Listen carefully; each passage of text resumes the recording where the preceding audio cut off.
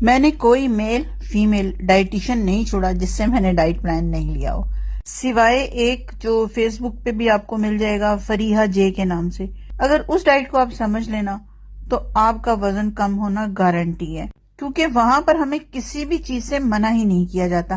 اور یہ ہیں پمکن سیڈ جو میں اپنے بالوں کے لیے کھاتی ہوں اور ان کی وجہ سے میرے بالوں میں بہت فرق پڑا ہے۔ تو آج ہے ڈے 35 ہمارے 100 ڈے چیلنج کا، جس میں ہم نے اپنی بری عادتوں کو چھوڑ کر اچھی عادتوں کو اپنانا ہے۔ تو میں بات کر رہی تھی ڈائٹ پلانز کی، تو میں نے اچھے خاصے مانی گرامی جو بھی ڈائٹیشن ہے ان سب سے ڈائٹ پلان لیا، لیکن کوئی بھی ڈائٹ پلان جو ہے نا میں ایک ہفتے سے زیادہ نہیں کر پائی، ایون کہ بعض اوقات تو 3-4 دن میں ہی میرا دل اوب جاتا تھا۔ اس کی کیا وجہ تھی؟ اس کی وجہ یہ تھی کہ وہ ڈائٹ پلان جو تھے وہ ہماری روٹین سے بالکل ہٹ کے تھے۔